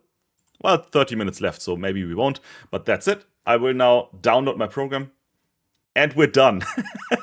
Ah, God, why is there compilation errors? Oh, goodness. What did I mess up? Compilation. The element following transition 7 is missing or faulty. I didn't do the jump, I think. Yeah, I didn't do the jump back. I didn't copy that. Whew. I thought there would be a critical problem, but of course I do need to jump back there as well. Or I cancel. What I actually could do, which is more elegant. Let's do elegance. Because this transition here is the same, I could just... Huh? Oh, no, I can't. Nothing about elegance, sorry. I'll download. I did do a little bit of G-code, but I didn't do any cinumeric. I did G-code with Stäubli back then, which is so long ago. Does Stäubli even still exist? Oh, Stäubli is still a thing, okay. Yeah, I did like some Stäubli robotics, but that's long ago. So now my program here is done. Theoretically, I can go online. I click on the glasses. And the fantastic thing, and who said it early on? I think, logical controls. Yeah, Stäubli makes robots, yeah. But that's like G-code and all those like cinumeric type of things. Haven't done in a long time. So now I can see that my system is currently in the init step. I can literally see it when I go online. I know what the machine state is in. So now it is waiting. Why does it not go to the entry con step? Because it is currently waiting for the transition here, for the condition, right? Which is the start button. So once I press the start button, our system should be up and running. Fingers crossed. Here we go. First step, entry conveyor. Once it hits the vision sensor, it should go into one of those two branches. Which it didn't. Oh, unequal. This has to be an unequal. My bad. Programming errors. That's why we test That's why we test our program. And I would have done that, of course, before all of this. So I reset the whole thing, and now if I press the start button, let's go again. So let's see, this component is probably a wrong one, so it's going in the sort of 3. Yeah, there we go.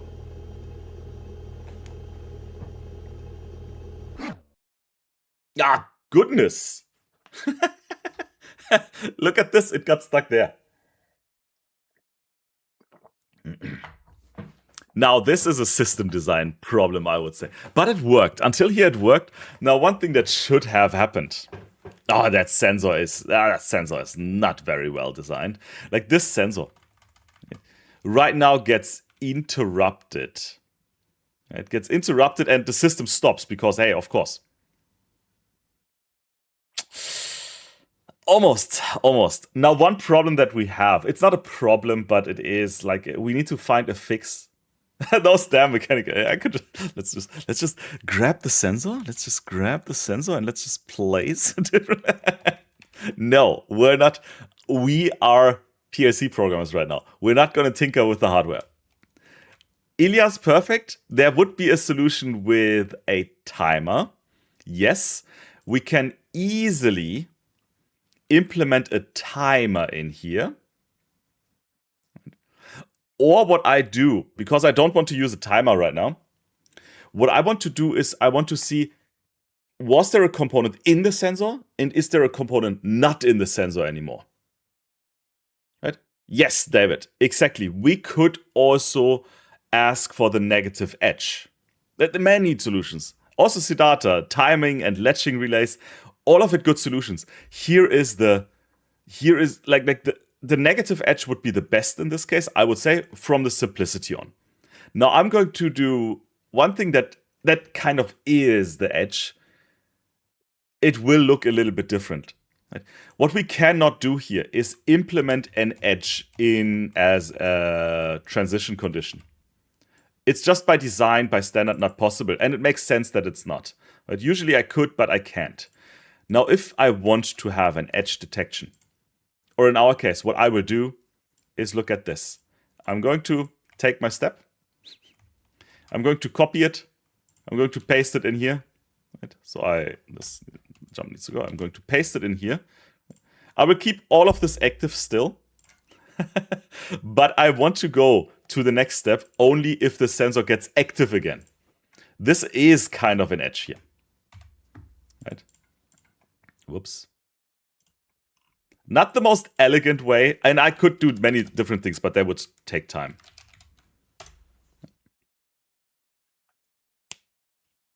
Those are awesome projects, yeah.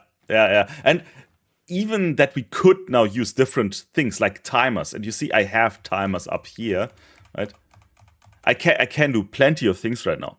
And this is great for learning. Like, we have different approaches. And in reality, you will see different approaches. What I'm doing right now is it could lead to many problems, actually. But I don't care. I don't mind. It's fine. And what I will do now is actually the following. I will call this the end step, not blue end. This is now my end step. And I've never programmed it like this, right? This is me really coming up with the program right now. I don't need the belt and the sorter active anymore. The only thing I might actually, no, I can't. Maybe. Yeah, don't forget to jump back. I know. Thank you. The compiler will tell me as well. I thought I could optimize this a bit. I can't. Or I won't right now. So anything else now? Right. So the other, I will also have the other end. There's many different solutions. I also want the other end to end. There's this normally closed, and I also want to jump back now. And now the system hopefully works. And jump back. Save the project, download it. Now this is all of this not the greatest solution. I could have probably made this much more elegant, but it's a quick and easy one. So now let's monitor this again and let's run the system. We have to press the start button. Now everything should be sorted. Hopefully, I probably made a mistake again because I'm clumsy right now. Yeah, there we go. So this is all other parts, right? This one will go in the end. And there we go. Oh, I have to press start again, right? Oh god, we will have to wait until one of those parts is the number 1 thingy. Again. I don't know which part is number 1. But we will see it up here. There is like 1. There is the number. Maybe this one? This one. Yes. Let's sort it in there. Now what I would probably want to check is all of the numbers for the blue parts. And then I'll let the system run. Now 2 is also blue. And probably 3. My assumption is that all of the blue parts, 1, 2, and 3. There's another blue. 1 and 2, and this is probably 3 is my assumption. Come here. Come here. 1, 2, and 3, yeah. Yeah. So I could, of course, now go with A if it's between 1 and 4 or so, between 0 and 4. I'll just go with if it is 1 or 2 or 3. So not again, more elegant solutions possible. What are you gonna do? Sue me. So vision sensor. I could just have copied this. Vision sensor is 2 or 3. Then I want this, and now I save the program, and I will download. Now 1, 2, 3 will go this way. One thing that I did here is I checked if it is not 1. I don't have to do this. The priority in this branch, if it is 1, which is also unequal 0, the sequence cannot go in the left and the right branch. It will go then left has the priority. That's why it's on the left side. So I can just do this. And now, all of this should be fine. One more thing that I will do. I will now get rid of the start button here. Yep. So that it will automatically run. Which isn't a good solution right now, but I want to test things. You can already hear it in the background.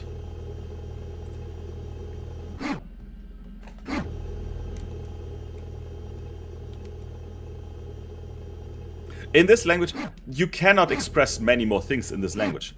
Tony. Wait, no, Juan, right? Sorry. Where was Tony? I read Tony somewhere. It is only supposed to do like a machine sequence. You're not supposed to express much more with it. It has its clear purpose. There we go. Right? Did anyone check if blue parts is first shoot, right? Blue parts first, green in the last. I could watch this all day.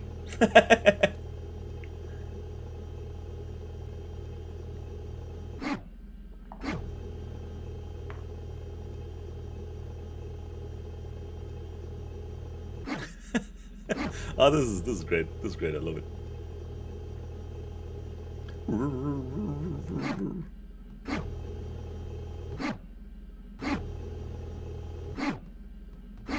You had an ad break? I turned off monetization. There should not be ad breaks. I'm sorry. Sorry if there's ad breaks. But I turned it off.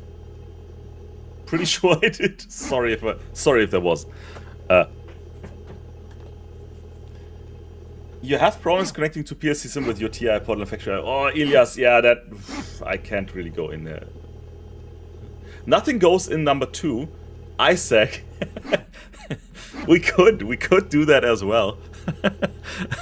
Let's add things. Let's play around. Like this is what I want to do. There is much more we could do now, right? Much more. But let's play around a little bit. That's basically what I wanted to do. I wanted to do a little bit more things, but that's okay. I cannot stop anymore. Right. So this is right now, the not stopping is a little bit stupid. But, yeah, I can't. Now what I could do, though, is... I just want to point out more things that are great about Graph here. Now, if you have realized on the outside here, this is my sequence that I imported into my program, right? Automatically, it has a lot of in and outputs. And there is one that is called off sequence. Now, I could have my stop button on the off sequence, and it would turn off the sequence. Which I can do also in simulation. If I go here on the right side to testing, I do have the sequence control here. And I can turn the sequence off here as well, which I can, I think, do by deactivate all. Deactivate all is going to deactivate the whole thing. Now, if I want to reactivate it, I have to click on initialize.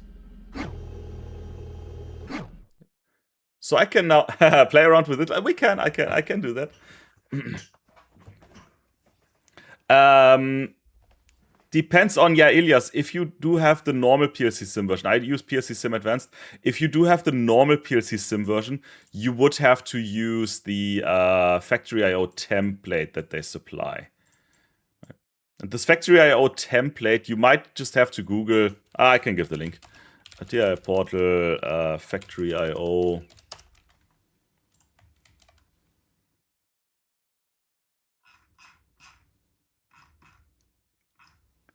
PLC Sim.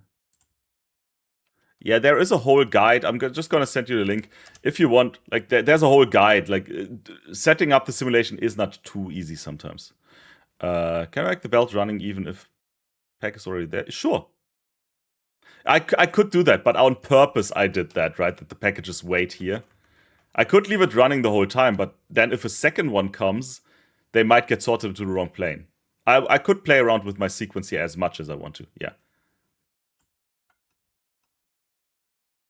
Oh, we can also implement a counter, right. I can implement, there's many things. And now we could spend so much time here. What I wanted to implement though was like a start-stop behavior. What I did with the sequence now here, initialize and deactivate, I can also just add that to my main block. So the off sequence, I would just put the stop button there. And I think it's a normally closed, so I have to go normally closed. And then init is my start. And this should now already give me control over the sequence with those two buttons. And this usually takes so much programming, but it's by standard. It's by standard and it's guaranteed that it works. If I did not make a mistake, maybe I did, don't know. I have to get rid of all pieces first. And now if I want to start my process, I hit the start button. And if I want to stop it at any point, I hit the stop button. It sounds too easy, and it is. This is just so freaking. This is ridiculous, right? I press the start button. It starts. I press the stop button. The problem with now pressing the stop button, of course, is it does not remember that there is a piece. That would be more programming. And by law in Germany, at least, if I hit a stop button, I have to, by law, return the machine to an initial state manually first before I continue. Right? So I will do that. Now I can guarantee it is an initial state. So now I go start. There we go.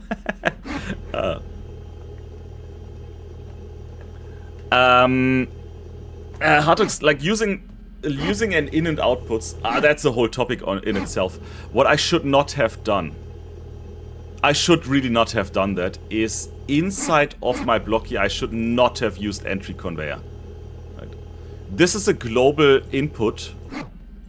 It's a global variable. Very, very good question. It's a global variable, and I should never ever, when I'm inside of a block, I should never use a global in or output, a global variable. I should only use variables from the block interface. That's what's up top when you're in your code editor, right? So I should have them here as an input to the block and then use this. Now this we can actually even easily check. Sorry, let me turn this off because right now I can just press the off button. Stop. Now this can be checked by right-clicking on any block that you have, going into the properties, and there is the compilation. Right? Inside of the compilation, it will actually tell me what you are doing is wrong. Right? The block contains direct access to in-outputs, bit memories, indirect access to registry, or indirect access to external memory areas. Right? So this external memory areas, global variables. I should not use global variables inside of a block itself. We can, and a lot of times it is okay, but it is actually not by standard. We shouldn't. So very good question.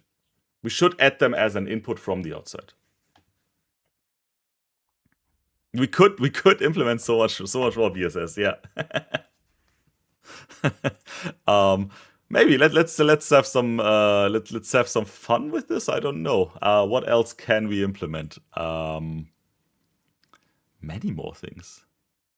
We have to stop here. There is much more, right? I'm just scratching the surface. You see, there is actually much more on the thing here itself that we could do. Now, what do I want to do? Let's add a third color. Let's maybe add I think there's 3 colors in here, so I can turn this on. Configuration, parts. There's also metal. Let's add metal. The great thing right now, I just turned on metal parts, and all metal parts will now be sorted into chute 1, because we have this, everything that is undefined, in chute 3 I think. Everything that's undefined goes chute 3 anyway. Oh come on, hurry up system.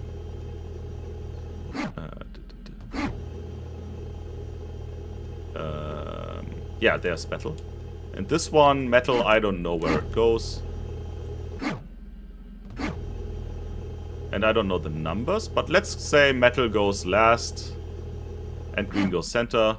Yeah, okay, I understand the logic. Let's take this off.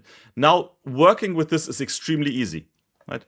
Now, the other stuff, sure, that is what I want the metal with, but I want to have green stuff. So I'll add a new branch right in the middle here. I will say this is green, and so on. I could have just copied and pasted. Dang it, I will just copy and paste. And all of this, copy and paste. Yeah, what did I press? Whoops, wrong button. All of this. Copy, paste. Right? Now it's always handover. Blue, of course, no, I should say. Green and so. Give me a minute. I will read the chat again in a minute.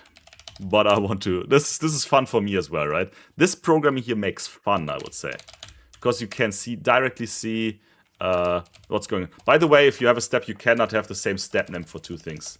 It has to be called differently. And this drops back to step number 1. Now all of this is, whoops, oh, I didn't copy this one. Whoops. Give me those and copy and paste. So right now, I know that green is now probably 4, 5, 6. I guess. From what I just saw. Handover green, everything is 1, goes into 2. And I could have written a function now for this, for repeatability. I did not, but that's okay.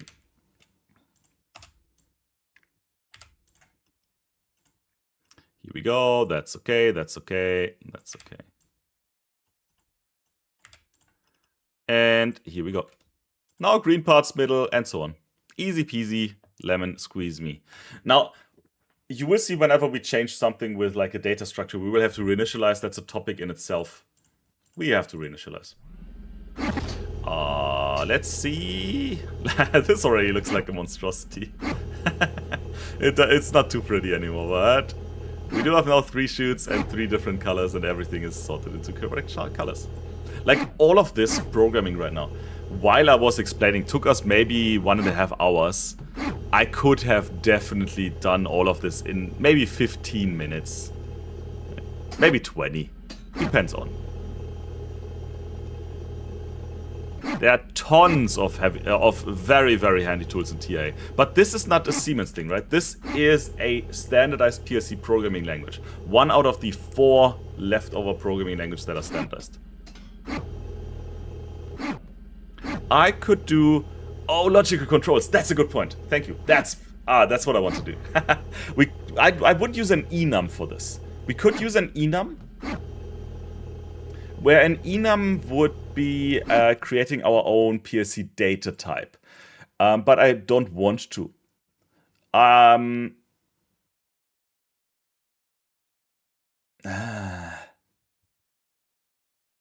I do this? 1 second.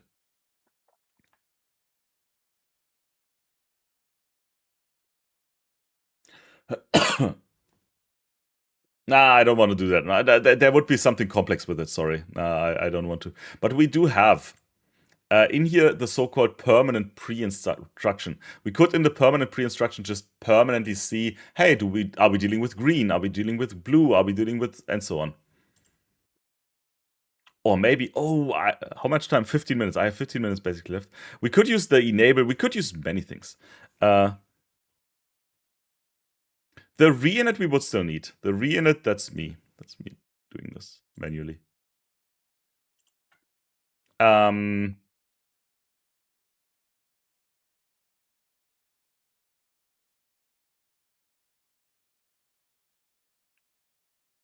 Let me think. We could make ourselves a user-defined type, but I don't want to really do an enum now. Do an HMI and ordering system. That would be. Let me put that on my list. I have a list of things to do. HMI ordering system, but not now, of course. So, yes, maybe. Oh, I don't know if that's going to work. We will see. Try to increase the speed. The speed is the system dependent. What I can do, I think here in Factory IO, what I could have done from the beginning on, because it's simulation software, on the top I do have like speed that I can do, and I can increment the speed scale. Now I've got the speed scale to 4 times. Could have done that from the beginning on. Oh, for us, can we apply PID control? In this, there is no need for a PID control in this. But let me put that. I think this will be then my next. Maybe this is next year Tuesday even. PID. The sound, do you? Yeah, you have the sound as well. I could use a different system with PID controls, and we could set up like PID control system. But not right now. That would be, yeah, there's a tank system in there. That is easy to set up. Easy and quick. Similar to what we did now. As I said, this would take me maybe 20 minutes. Definitely less than half an hour. We could also do like a tank system with PID. I could do in 15 to 20 minutes as well. Maybe next time. Yeah. The simulation has on the top here, there is a little watch. And you can just click on it and then you can just select how fast. You can also make it much slower. By the way, did anyone pay attention that it even works? Blue, green, metal. I just changed the program. I never checked if it still works. But it seems good. Alrighty. Then, there was one thing that I wanted to do. Oh, real quick. I don't know if this is going to work. So everything until here I was 100% certain it works. Now one more thing that I am uncertain if it works, because it has to do with the communication driver and my licensing, is I can't put all of this, of course, on an HMI, right? Oh, why am I? Because I didn't design it. Okay, different story. That not the HMI, because I'm not sure. The counters I definitely know how to. I am not sure actually right now, but we could use the counters as well. Inside the sequence here, I can go in. For example, if I have a blue part, I can increase the counter 1. You're right. I haven't used. Why am I not using the counters? Because I've just made a small little program here. But we do have those 3 counters, right? Counter 3, 2, 1. And I can, of course, increase, and I can work with those counters in here. If I go in here, you will see a lot of times there are more things that we can do here. You see this? There are many more things. And there's, for example, count up. And I don't know what that is. Yeah, if we are coming into the step, S1, if this step is activated, we can increase a counter. Now this counter doesn't exist yet, so I will have to create 3 counters real quick. I will create data blocks, and those data blocks should be counters. I will do IEC counter. We don't use them anywhere in the program, so I will just have them as data blocks. Data block. I will call them counter 0, 1, 2, 1, 2, 3. So in this case, counter 1 I don't need. I want to increase counter here. Maybe I can drag and drop this. Oops, no, I have to give it a name. Counter 1. Can't I do that? Operand of type IEC is not compatible with the type expect type counter, so it needs to be counter. What is type counter? Sorry, 1 second. What is all of this nonsense? What the frick? Oh, I don't care. So add type of type counter? Is there a type counter? Do I literally have to? Give me a second. This is stupid right now. Counters. Counter 1. And this is of type counter. What is type counter? I've never heard of type counter. Does that even exist? No, data type counter is not allowed here. What is data type counter? Where do I? What? Why do you expect type counter if that doesn't even exist? 1 second. Hey, Vu. Yeah, you just came right in the moment. Every stream I will have the last 5 minutes me doing things that I think should be possible. So this is count up. Yes. When we get into the step, incoming step, counter name or edit. No, don't tell me this is. 1 second. No. Do I need? No, I had data type IC counter. I had data type IC counter, but it didn't accept it there. I think my assumption right now is, or maybe you're right. No, it's not. You also had a problem. Yeah, no. My assumption is that it really is a counter. Don't tell me if I am now right. Let me test 2 things. If I do this, right mouse button, define the tag. Oh, fuck. Oh, I don't swear. It needs a global counter. I have not used a global counter. It isn't using an IEC counter. It's using an S5 counter. Oh, rickety dickety. This is. I have not used an S5 counter in so long. Why does it? Okay, this is stupid. It's stupid. It should not use an S5 counter. Sorry. Why? Okay, the last 5 minutes of each stream is always me, like, finding out, like, things can be very, very fascinating. The problem with the counter is that it's in this 5 format. I hope this still moves. Doesn't matter. But what we could learn, if you are somewhere and you don't know what to put there, watch data type, type in anything, right mouse button and define the tag. TIA Portal will tell you what it needs here. And C1 is a hardware counter. I have not used a hardware counter ever, basically, in S7 1500s. You have memory areas. If I go to my PLC, I go to the assignment list here. We have memory areas and we have the counter memory area. This counter memory area is S5 counters. It's a legacy thing.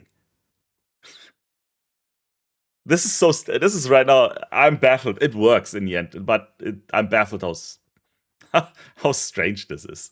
So this counter now, the blue parts counter. We learned right mouse button on a variable, define it, and then it should work. Now this counter, let's move the counter value. I don't know how to work with S5 counters. I gotta be honest there. Counter 01, do you have anything that I can get from you?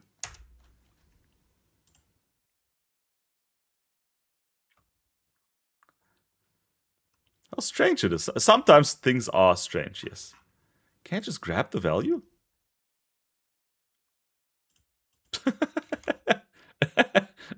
Is that you can... Oh, what's it? If this works, I am just baffled. I'm sorry. This is oh god. Oh goodness gracious. If this works, I'm happy and everything's fine, but it's so funny to me. And it doesn't matter. If you don't understand why it's funny to me, it's old. This is legacy stuff. This is very old stuff. So now blue components should go into the first chute and our counter should count up. And it should then also display to us the count value. If that is working out... there it is. This is so stupid. I didn't know it was using those counters. There's got to be a better way. There's got to be a better way, but it's right now. So we have a counter there as well. I do not accept it. I will finish this for the other two counters there. Hey, Tundle. Greetings to Estland. Yeah, I'm almost done. I'm just wrapping up with basically me doing not nonsense, but finding out things. So this S5 counter. Ich kann ihn in den Systemblöcken sehen. Yeah, I know. But it's kind of... No, this counter I can't see in the system blocks. This counter I cannot see in system blocks. This is a hardware counter, Jobran. This is a hardware counter, and a hardware counter I can only see in the hardware here. Not there, but in the assignment list. It's a hardware counter. It's not an IEC. It's not a system counter. It's a very strange kind of thing that no one in the world is still supposed to be taking. I understand why that still works and everything, but nah. I will just wrap this up with like counter 2 as well. And also then counter 3. Sorry, I was hysterical there for a moment. This was just funny to me. So we will count up.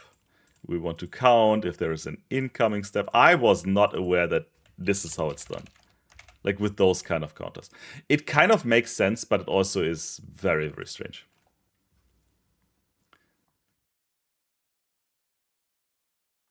Just building something, Yannick. What do you mean building? If you just want to be learning, I recommend Factory.io. Factory.io is actually quite good. And there's a lot of tutorials on it as well. Yeah. I could use, Gregor, you're right. I could use the permanent instruction. I could use the IEC counter here. Yes. I just wasn't aware that I cannot use the IEC counter here. Right? I literally just wasn't aware. But it's fun. This was fun for me to find out. Yeah. We can do many. As I said, there's many possibilities. This is just one of them. Counter value 1, and I'm going to copy paste this twice. Counter value 2, and then our counter almost works. Whoever said earlier on, hey, you forgot the counters, this is all on you, you know? And now I've got counter value 3. Those right now I could actually put in the permanent permanent post instruction. I should put those, but it's fine. I found it out very quick. Sure, finding out things once you are experienced, finding things is kind of easy when you're more experienced. But this comes with experience. I've worked with TI Portal for ever, basically. So finding it, sure. So let's see if both other counters work as well. They should.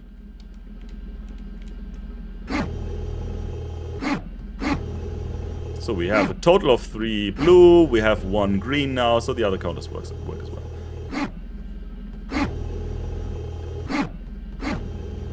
Ja. Joban, ist auch das gleiche mit Thematic Manager. Das ganze Ding hier kannst du auch mit einer S7300 verbinden. So you can also connect all of this to an S7300. That was the question there. If it works with like Thematic Manager, you can also choose like an S7300 in here, which has its own simulation interface and so on. Actually, the S7300s I personally preferred because they are globally easier to handle when it comes to simulations. Hey, Jamie. He's from Norway. It's so international. So now we have manufactured here all those parts. Nope, I haven't HTTP requests, but I do have this on my to-do list here, right? Of topics to talk about. HTTP, I think somewhere in there. Yeah, I've got MQTT, OPC UA, which HTTP I will put HTTP somewhere in there as well. But HTTP I'm not too interested in. MQTT is more for me. There we go. Good, we have a nice system running, right? Not perfect, but I think I had fun. This was fun. Just me explaining a lot of things along the way, but also programming, right? This is a cool system here. It's also running clean now. Now what we could still do, and you also had a ton of recommendations of the next steps, but I want to keep the TI Tuesdays to like 2 hours. We could implement much more. Like one thing that I wanted to do, let me see if I can I don't know. No guarantee right now. I don't think it is going to work, but we will see. One thing that we could add, and it could go on from here, right, is, and I will do this very, very fast. I will add a comfort panel, very quick, an HMI here, start the device wizard, sure. We could very, very easily put this now on an HMI, right? And I want to demonstrate, I have 1 minute left, and I will finish this in 1 minute. So this is connected there. It's through Ethernet, sure. I don't want any pop-ups, I don't care. Screens, sure, I've got the root screen, buttons, finish. I can finish this in a minute to have like a sequence on our HMI for maintenance, for troubleshooting. It's gonna go on there. Just gonna take a second. Now what I need to do is inside of the sequence here, I will need to allow the sequence itself. So I need to go in here and then in the edit, I will need to allow the internal parameters to be accessible. I need to be inside of the sequence for this and then edit internal parameters, open it to the outside. And now the HMI can read those parameters. And what I also need to do now is from my IDB here, I do have every, and that's fantastic because we're using standards here. It has RT data, it has runtime data. This block itself, the sequence we created. I can just drag and drop this runtime data onto my HMI, and then it is on there. So on the HMI, we have the sequence view. And it's not going to be pretty, but we could make it pretty. But this sequence view, very quick. Sequence view should have the tag here, and this tag is the runtime data that we just had. The sequence IDB, the RT data. Where is it? Runtime data. Yoink this in there. And now I will download my PLC. I will simulate my HMI, and I don't think the HMI simulation is going to work. That's what I mean with, hey, I don't know if it's going to work. There we go. Using AVB, there's 7-1200 series. Ooh, yeah, 7-1200s are nice as well for smaller projects, at least. There we go. There we go. And I will now also try to simulate my HMI. If this doesn't work, it's fine. Like, this was just me showing you, in 1 minute we can have this on the HMI, for example. Yeah. No. Yeah, this cannot get the, as I said, the communication will be a problem. It shows me like network communication is not possible. Yeah. Which I expected, because what I would need to do now is set. I will break something if I change something right now. If you never use Profibus, don't start with it. Go with Profinet. Profinet is the one that is being developed more and more and more. Alrighty, good. At this moment though, right, it's been 2 hours, and you see, now this would show me all of the information from the sequence. I could change my PC settings. I would have to change my PC settings right now for this to work, which I will not. I'm not gonna touch Windows settings right now. So yeah. But this was fun. This was me experimenting a little bit, not too much experimenting, but also a little bit experimenting. We have a running system. And we can also see, Profinet is the GOAT, yes. Profibus, a Modbus on Profinet, yes. Why I don't recommend Profibus anymore too much is... oh no, I could go on, oh no. But that's the last question that I answer, and then I'm going to wrap it up for the day.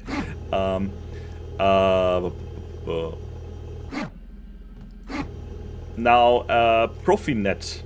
No, you have Ethernet, which is okay. Then you have Profinet and you have Profibus. Why doesn't this allow me to do things this way? And yes, you will have to live through the sound in the background. I do as well.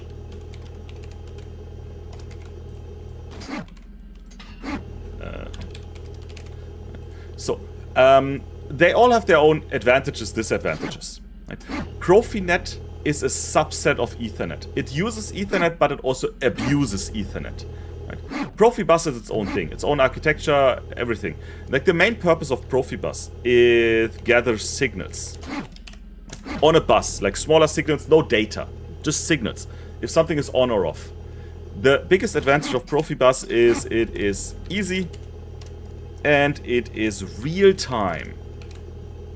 That's nice. Ethernet is not real-time. Ethernet itself is extremely slow. If you have Ethernet and you're collecting sensor signals, you wait 200 milliseconds, everything's gone out of the window. Very bad. Now, Profinet takes Ethernet, though, and makes many substandards out of this. For example, one substandard in there is Profinet IO. Now, one big advantage of Profinet IO is it is designed to use signals, it is designed to be easy, and it is designed to work in real time.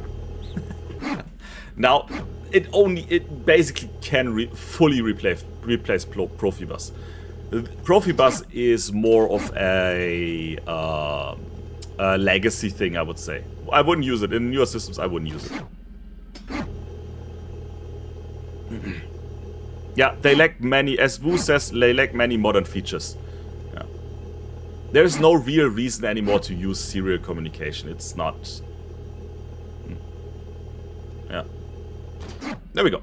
Good. But that's. I'm not gonna talk for hours now here on this. We could. Not gonna. Maybe next week. Stay tuned. Hey, I'm doing one of those every week now. This was fun. This was a lot of fun. Of course, serial buses still exist. I will not say they don't have any purpose. They do. But if I could decide Profibus, Profinet nowadays, I would pretty much always choose Profinet. It's very limited reasons why I would use Profibus. Alrighty, good. So this has been 2 hours. I had fun, but as always, this is also a little bit exhausting. But yeah, I hope you enjoyed it. Right. Go get from the pin code. Wait, I gotta plug it every time. If you want to support me, I will keep the TI Tuesdays on, like, no matter what, right? As long as I have fun doing them, and as long as they make sense to do, as long as there's viewers, I will keep those up. If you want to support me, use my link, get my Udemy course there, give it 5 stars. That's the best way to support me. And it's, I think, quite cheap. Udemy makes the pricing. I don't know. I don't have much control there. Thank you for joining. This was fun. Right? Next Tuesday, I think, I don't know yet, but I really liked the idea of having like a PID control system or so. Maybe. Because as long as my license is still valid, which I might get those, I might just buy them. But as long as this is still okay, I might go with like a PID control system or so. But who knows? I do have many inputs from your side. Thank you so much. That's cool.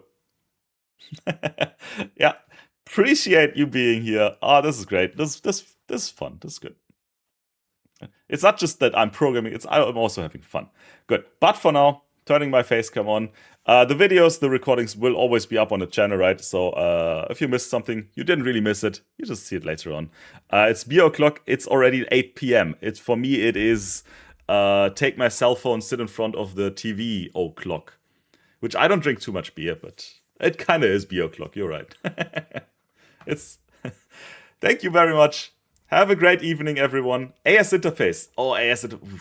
Let me put ASI in there. ASI, as we call it in German. We call it ASI. Thanks for joining. I will see you next week. Have a great week. And yeah. Again, thanks for joining. I don't know where the end stream button is. I do have 2. I don't know why. I have 2. I gotta hit the right one. We'll see. Bye-bye. That's the right one.